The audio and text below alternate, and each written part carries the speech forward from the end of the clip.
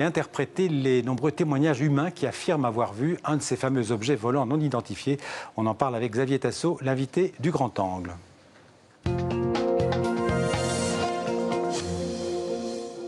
Bonjour Xavier Tassot. Bonjour. Merci d'être avec nous. Alors, vous étiez ingénieur au CNES, c'est l'Agence spatiale française. Oui. Vous avez dirigé le GEPAN de 2011 à 2016 et vous venez de publier aux éditions du Cherche Midi « J'ai vu un ovni » sous-titré « Perception et réalité ». Alors, un mot d'abord sur ce GEPAN. À quoi sert ce groupe d'études et d'informations sur les phénomènes aérospatiaux non identifiés? C'est un groupe créé par le CNES pour répondre aux nombreux témoins qui voient des événements insolites dans le ciel pour lesquels ils aimeraient avoir une explication. Ouais. Alors ce GEPAN, il ne s'intéresse qu'aux témoignages d'OVNI en France. Oui, tout à fait, sur le territoire français, métropole et outre-mer. Voilà. Alors, première question, c'est quoi un ovni pour Xavier Tassot? Alors, le terme d'ovni est un peu piégé parce qu'on parle d'objets volants non identifiés, donc on préjuge objet. Alors, dans le monde du GEPAN, on préfère parler de PAN, de phénomène aérospatial non identifié. Parce que ce n'est pas nécessairement un objet. C'est pas nécessairement un objet. Ouais. Voilà.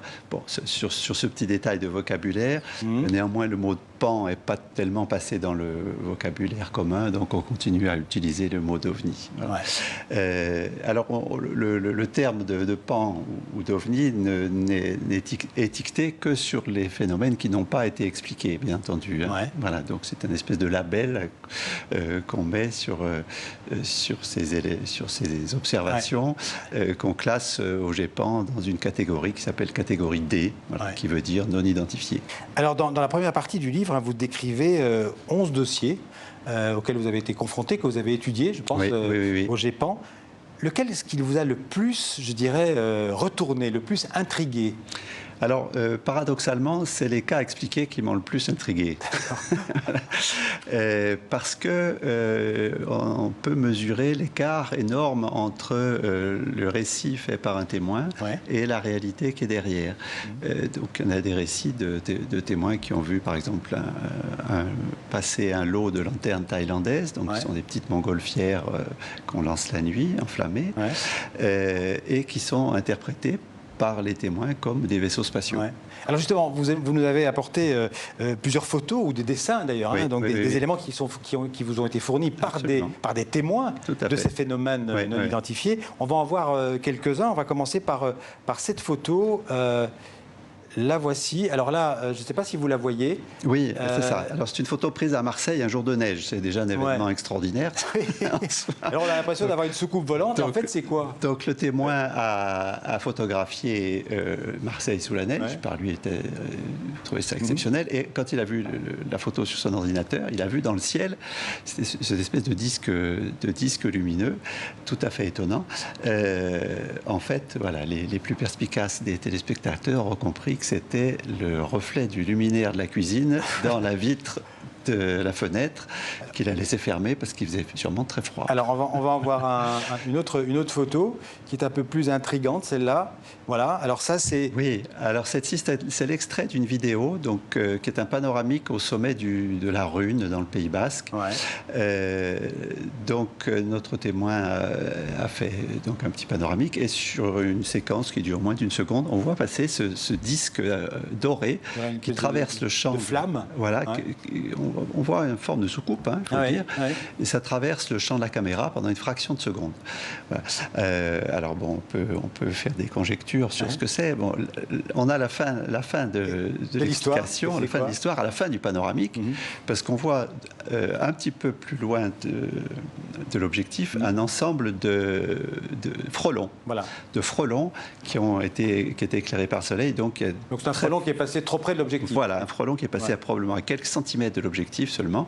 Avec une focale qui n'a pas pu le capter correctement. Donc il est flou, il est passé très vite et éclairé par le soleil, ça donnait ce résultat tout à fait étonnant. On va voir la suivante, parce que ça, alors c'est la planète Vénus. Voilà, alors ça c'est la planète Vénus qui surprend beaucoup des... on la voit souvent d'ailleurs, on en parle beaucoup dans le livre. Oui, on en parle beaucoup.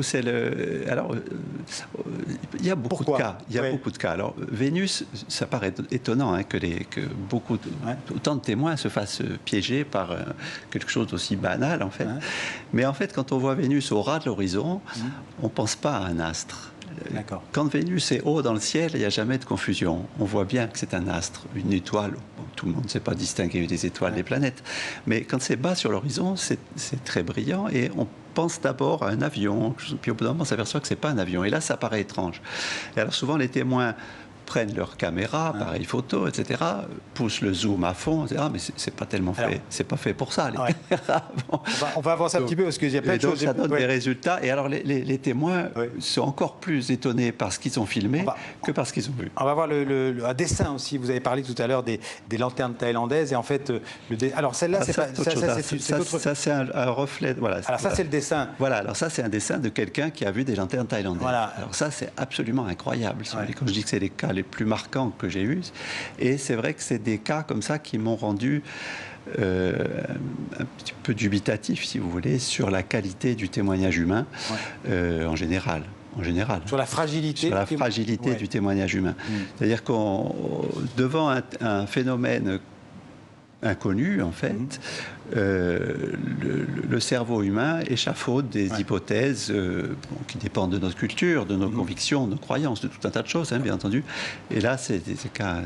Alors là aussi, on va voir des champignons sous coupe. Voilà, donc là aussi, c'est quelque chose que n'a pas vu le témoin, que le témoin a découvert sur son ordinateur en regardant la photo. Et en fait, ces champignons, c'est des reflets parasites dans l'objectif de l'appareil photo, de lampadaires qui sont dans le bas de l'image. Alors on va avancer un petit peu parce que vous nous avez apporté une vidéo où on va entendre et voir, surtout entendre l'émotion, le stress qui est provoqué chez un témoin d'un phénomène, chez une témoin en fait d'un phénomène inexpliqué. On va d'abord regarder un extrait des images que vous nous avez apportées.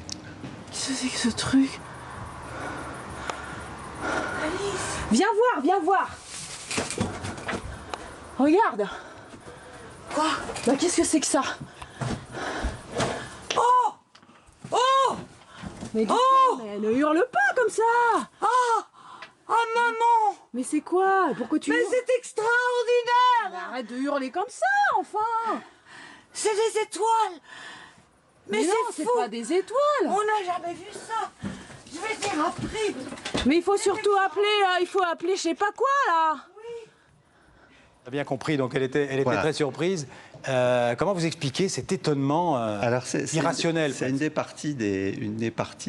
clés, je dirais, du témoignage d'OVNI, c'est cette émotion. Et cette vidéo est exceptionnelle parce que je crois que c'est la seule qu'il y a au GEPAN à peu près d'enregistrement en live, je dirais, de l'émotion du témoin. Et on comprend... alors, ce qu'elle voit... C'est quoi effectivement, c'est un paquet de lanternes thaïlandaises. D'accord, à nouveau. À nouveau, toujours, voilà. Et effectivement, pour le témoin, c'est extrêmement surprenant, quoi. Alors, bon, les gens sont plus ou moins émotifs ou expansifs, on dit ça. Et, après, ce que ça montre, c'est que les ovnis, ça reflète nos peurs, nos croyances, nos superstitions. Tout à fait. Alors, ceci dit, ce témoin-là ne pense pas tout de suite à un phénomène extraterrestre, etc. Mais elle est paniquée, complètement. Elle est complètement paniquée, effrayée. Voilà, donc derrière, vous imaginez bien que le témoignage qu'elle va rédiger va être forcément amplifié par cette émotion. On peut dire qu'il n'y a pas d'ovni sans témoin? Tout à fait. Mais il y a aussi des instruments très sophistiqués qui peuvent... Oui, mais justement, voilà, ceux-là, ils ne voient pas d'ovni. Ils ne voient pas d'ovni? Non.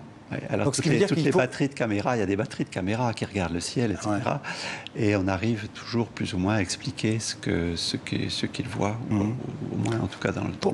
Pourquoi l'ingénieur ou l'ex-ingénieur, vous êtes toujours ingénieur j'imagine, mais l'ingénieur que vous étiez au CNES s'est passionné pour les ovnis? Alors, quand on fait l'histoire des gens qui s'intéressent à l'ufologie, il y a toujours des racines à l'adolescence. Bon. Alors l'ufologie, c'est le mot anglais en fait, c'est Unidentified Flying Object. Ah, tout à fait. Donc le mot français ovniologue n'existe pas. Enfin, très pas peu utilisé, donc on utilise la francisation du mot anglais, ufologie, donc c'est les gens qui étudient les témoignages de gens qui ont vu ce qui pensait être des UFO, quoi. Voilà. Et donc cette étude ufologique... comment vous y êtes arrivé? Comment on y arrive? Alors moi c'est venu dans les discussions de famille à la maison. entre mon père et ma mère. Mon père était plutôt sceptique, ma mère qui aurait bien aimé qu'on soit visité par... Et alors vous qui avez consacré plusieurs années de votre vie à ça, est-ce que vous y croyez finalement? Est-ce que ça existe, les ovnis? Alors, je vais vous dire, après 5 ans de GEPAN, je suis quelqu'un de déçu, parce que je pensais trouver des choses un peu plus étranges, on va dire, que ce que j'ai trouvé. Donc, j'ai eu une certaine déception de ne pas avoir trouvé de témoignages vraiment très, très convaincants. Beaucoup de témoignages sont inexpliqués, c'est vrai, mais quand on les étudie d'un peu près, on s'aperçoit qu'ils reposent essentiellement sur du témoignage humain. Avec des possibilités donc de mauvaise perception, d'affabulation, il faut le dire aussi, de faux souvenirs et de choses comme ça. Des choses que connaissent très bien les assureurs, les juristes et tout ça. Votre livre, en fait, il pose aussi le rapport de, comment dirais-je, entre le scientifique et le témoin lambda. C'est-à-dire que les scientifiques, ils ont souvent tendance à, sinon mépriser, en tout cas à douter en fait des témoignages. Oui, alors la science dure, je dirais, méprise un peu ce sujet ovni. C'est pour ça que c'est pas très bien vu dans le monde scientifique de s'occuper de ça. En fait, c'est tout simplement parce que c'est un sujet qui est difficilement étudiable avec les méthodes scientifiques habituelles, simplement parce que c'est pas reproductible. Voilà. Ce qui est la méthode scientifique. Voilà. Donc, les scientifiques qui souhaiteraient s'intéresser au sujet, ils vont nous demander des certitudes sur, par exemple, les estimations de distance et de vitesse. On ne pourra pas leur dire. Ils vont demander de la reproduction du phénomène qu'on ne saura pas faire.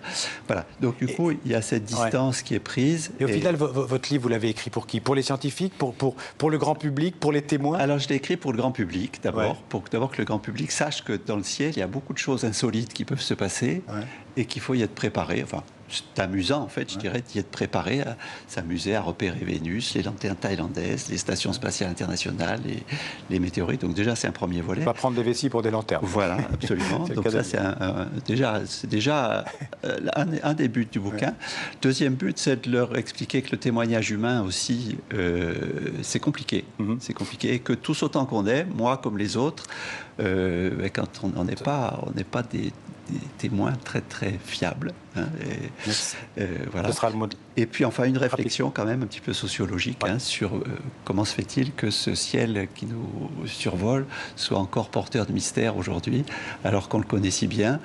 Bon, là c'est une question qui reste ouverte, bien entendu. Presque métaphysique et philosophique. Voilà, donc on a toujours envie de trouver des choses merveilleuses dans ce ciel. Merci Xavier Passot. Donc j'ai vu un ovni, Perception Réalité aux éditions Cherche Midi. Merci beaucoup.